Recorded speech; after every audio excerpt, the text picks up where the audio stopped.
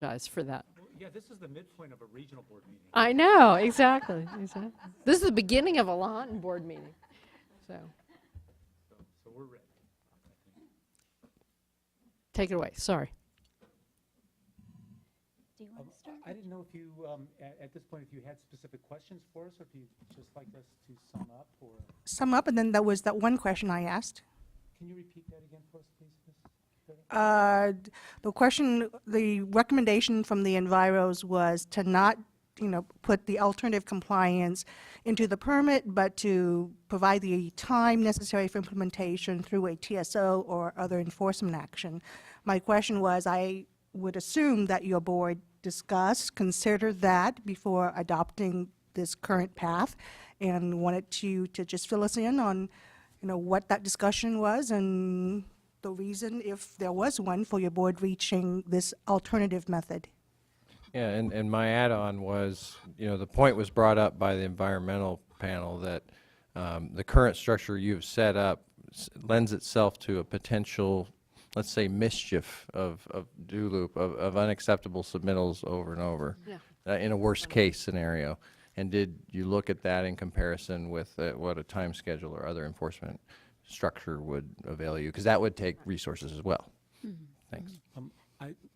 I'd like to just start off with the big picture and then turn it over to Renee, Deborah, or Jennifer for a more legal point.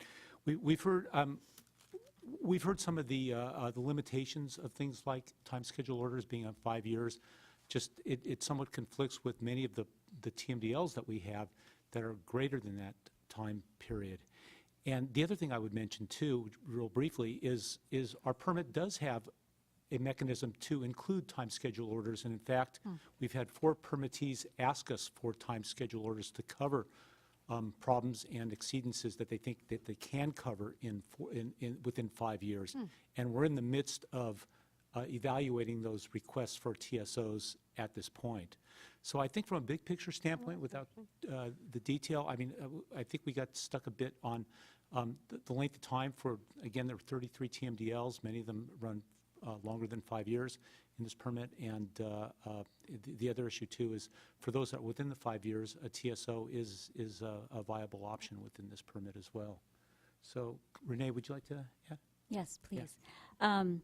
So as Sam said, we did consider the use of enforcement orders, such as TSOs in particular, and did use them in one instance. And just to add a little bit to what Sam said, specifically, we identified that as the appropriate mechanism for dealing with final water quality-based effluent limitations that had been incorporated to implement TMDLs, where the final deadline had passed already prior to the board even adopting the permit. So in that case, we found it was most appropriate to use a time schedule order because those were final effluent limitations for which the deadline had already passed. And as Sam mentioned, we have received a number of requests and we're evaluating and beginning to draft up some time schedule orders to deal with those particular water quality-based effluent limits. We considered it for other things, but we decided that the watershed management program provisions were the best way to address coming into compliance with other interim and final water quality-based effluent limitations for TMDLs, as well as receiving water limitations that don't have a TMDL. We felt like, I think a lot of people actually spoke very eloquently about the fact that we felt the watershed management program would create better incentives for permittees to basically reach the same objective. So really, the watershed management programs and a TSO really do the same thing. They both set forth a plan of actions and a schedule for completing those actions that will result in the same water quality outcomes. So, go ahead. So along that vein, the NGO's proposal, the first bullet, would require a demonstration of compliance. Is that what is expected? Is that what you expect anyway as part of the plan development and submittal and review process? Yes, if I understood the environmental community's remarks correctly, they laid out a couple of points under that demonstration of compliance. Including monitoring. And exactly. I mean, there's using the modeling up front. and how is that different from what was approved in the permit? Well, I think in terms of the 4 things that I quickly jotted down from their slide about demonstrating compliance, I would say that 3 out of the 4 are no different from what we have in the permit. So that being the use of a peer-reviewed model, the public input on the modeling process and the reasonable assurance analysis. Those are both included, and the enforceable schedules. So the permit as written and the watershed management programs have to reflect the board-adopted TMDL schedules, both for interim requirements and for final requirements. So, and for receiving water limitations where there's not a TMDL, there's a whole set of requirements to come up with a compliance schedule that's as short as possible as well. The one thing that I would say that we don't have in the permit, or we do have that they don't like, is that they don't want to see permittees deemed in compliance during program development.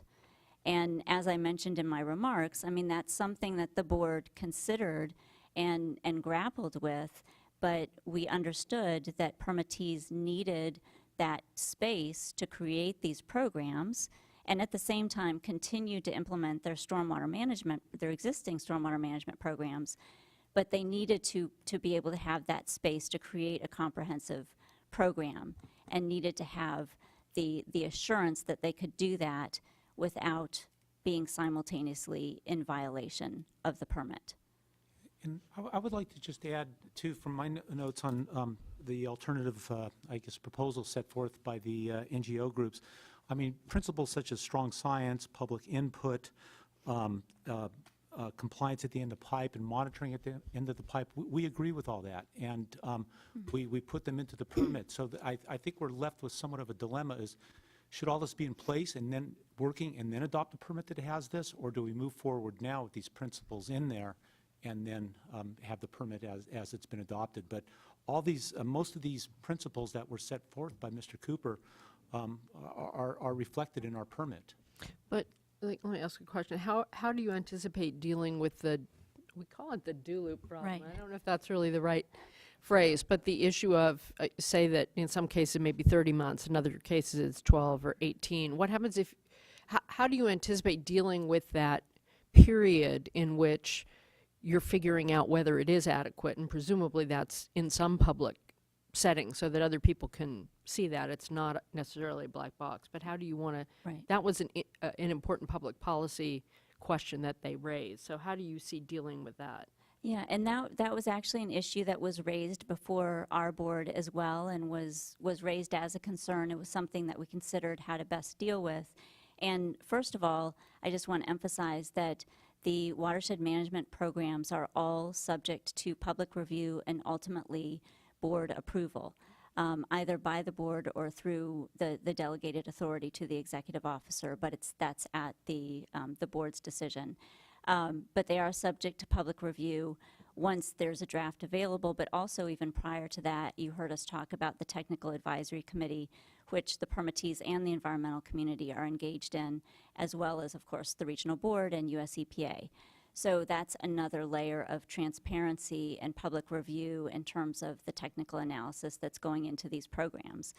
Then in terms of the concern over this, the do loop, what we did in the permit is we basically set certain timeframes we actually imposed timeframes for the regional board's review, and we imposed timeframes for the permittees to revise the program and resubmit it based on the comments that we give them.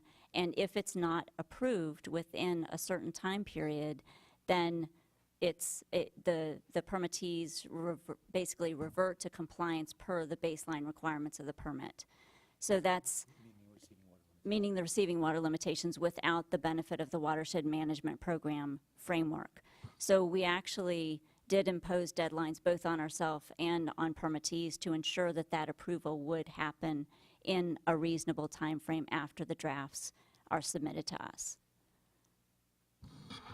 Yeah, so from that, I take it you see a lot of utility in maintaining the receiving water limitations language in that context. Absolutely. Yes. Yes. You know, thank you. It's interesting. I don't know if our neighbors from San Diego are still here. I think they You know, but that it brought up a real a dichotomy, if you will. You know, and what you just articulated, Miss Purdy, is the that you felt you needed that to create that space for collaboration. And it was interesting. I didn't get a chance to comment on it, but in San Diego, the biologists' presentation, there were a lot of nuance as to what they're going through and everything. But it sounded like the water quality improvement plans, since they're mandated, they are happening, and they have engaged other stakeholders.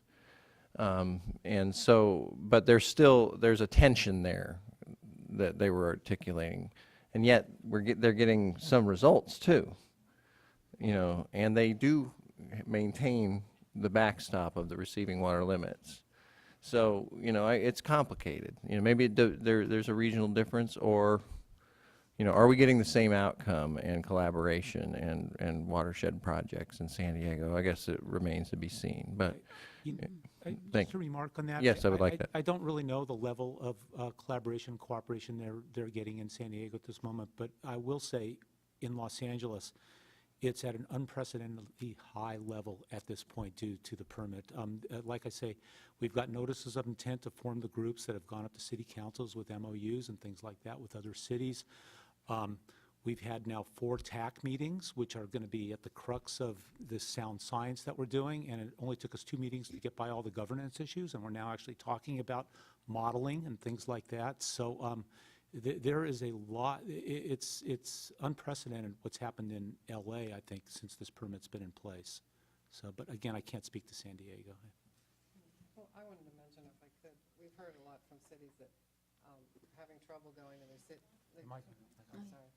Having trouble going to their city councils and getting money for good projects that we want to see, because maybe there were too sporadic violations or exceedances of, you know, zinc or something in the last quarter, and they're worried about, you know, potential violations or follow-up on that, and instead they want to shift and build a big retention basin to address another TMDL. So you go to your city council and they say, well, is this going to solve your problem? It's like, no, we've got this other thing, and they're not getting money for the good projects to move things forward too. So And that's what you're hearing from San Diego region? no, from Oh. cities in our region. Cities in your region. So it's a real key in being able to prioritize, get monies approved to move forward on certain things.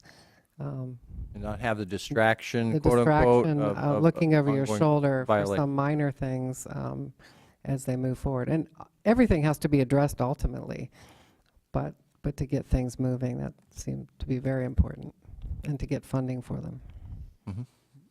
Thank you. One other question. I think in response to a question I asked way earlier and this afternoon about what you look for, excuse me, in the watershed management program submittals. One of the things you identified was LID ordinance. Do you have, or does the regional board have some minimum standards for LID, minimum criteria for LID ordinance? Well, there are actually very prescriptive criteria for those, because the requirement in the permit is that those LID ordinances meet the requirements of the planning and land development section of the permit. So within that section, there are very prescriptive requirements regarding the retention of the 85th percentile 24-hour event, or 3/4 of an inch, whichever is greater, for that particular area, and a number of other requirements regarding the types of LID measures that can be used. So essentially, what we say is that LID ordinance must be consistent with the requirements in the permit. Thank you. I have a question for Michael. We are actually, any of the 3 lawyers, 4 lawyers. We got an unprecedented unprecedented number of appeals on this permit, and yet we heard lots of folks who seem to think that it's moving in the right direction.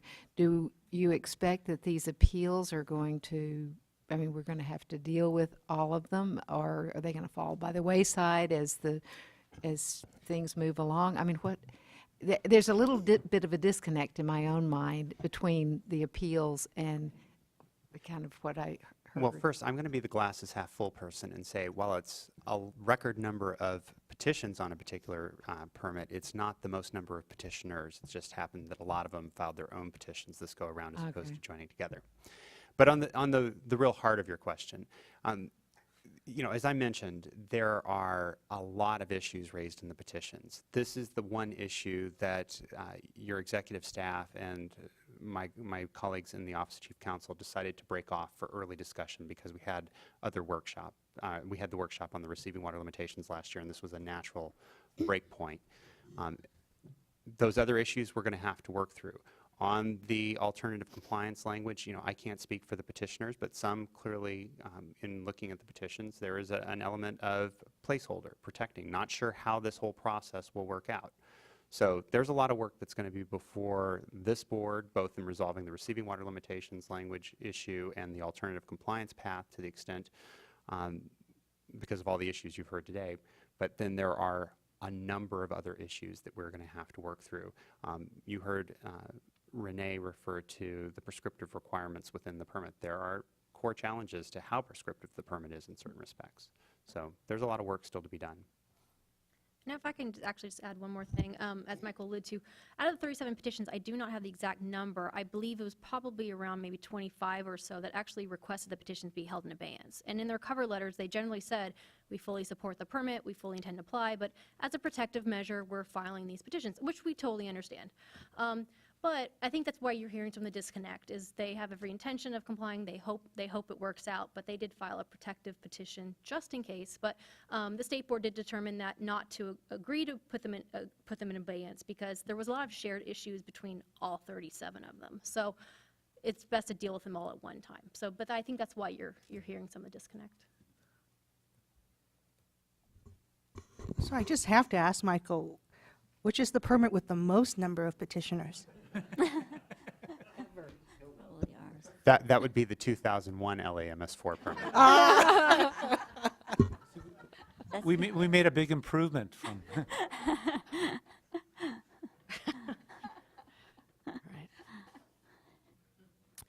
There are questions in terms of obviously we talked about in the context of the LA permit because it's an alternative that's linked to the receiving water limits. We didn't do it with respect to San Diego because apparently, and I'm afraid I haven't looked at San Diego yet, because that's a requirement, not an alternative. It has more to do with the timing issue. This petition or this permit was adopted first, and these petitions came up first. I'm trying to remember on the San Diego permit, a lot of the petitioners there have placed it in abeyance as well, as my recollection. Or actually, I'm thinking about the Orange County permit where all the petitioners actually did place it in abeyance.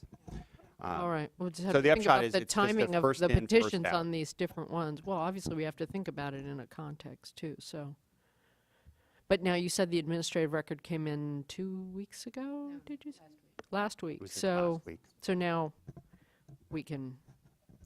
Well, and as We you, can figure you out heard whether to- reference to it earlier by Ms. Fordyce, I think in responding to another question. I mean, the petition responses are not yet in.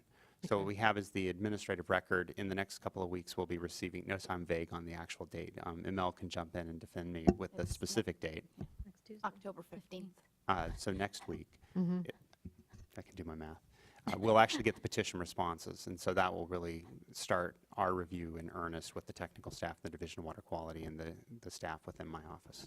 And how many pages are there in the documents that you've sent to us? Well over 100,000, I believe. Well, it's over 550,000 just for the 2012 record that we also incorporated for other administrative records. So we didn't total all those up. But it's a lot.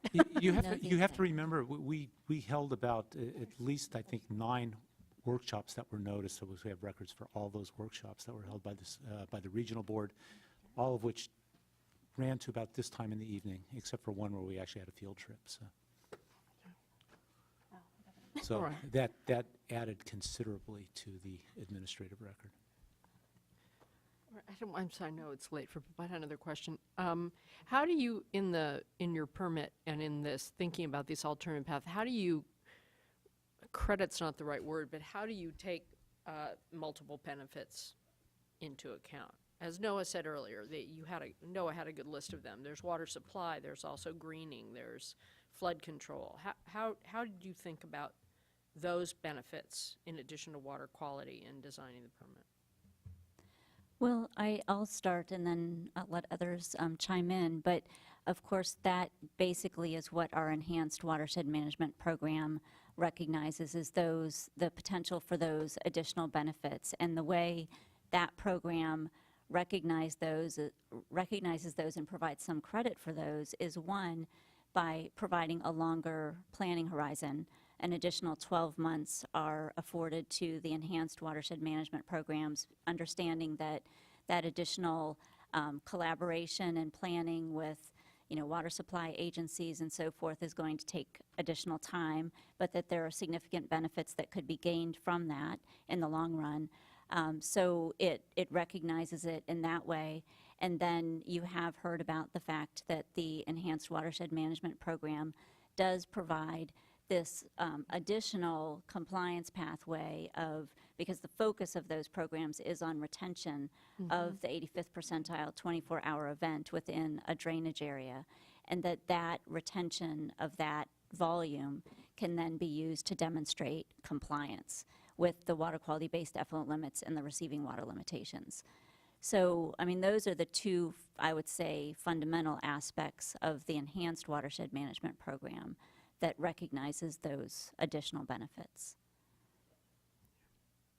I was going to also mention, Chair Marcus, keep forgetting to put on the mic, that we're ultimately hoping that maybe there's some sort of monetizing of the water eventually, and some of it goes back to the folks that have spent money to do these projects. Short of that, I think we see some opportunities for so at least maybe part of the money coming back where water agencies may need basins to put water back in the ground, be it for cleanups or be it for some other use. Stormwater agencies also need basins to comply with the permit.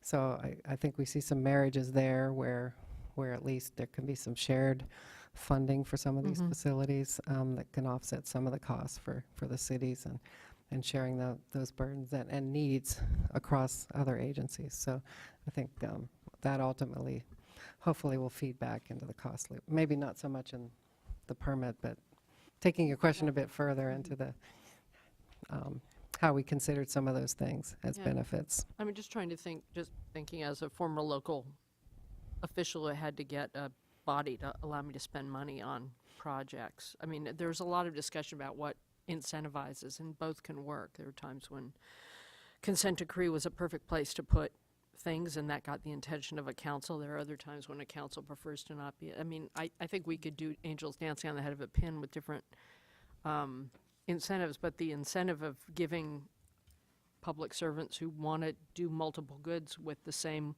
local dollar an argument to go to their deciders, whether it's elected body or the voters, it helps to have something tangible. So you might leverage more dollars for water quality that way. But again, it's hard to quantify that. You also have the blending. I know out in Santa Ana they do a lot of blending, a lot of groundwater blending, in the sense of they're using stormwater and recycled water, and are essentially trying to slowly over decades, centuries, sweeten up that water.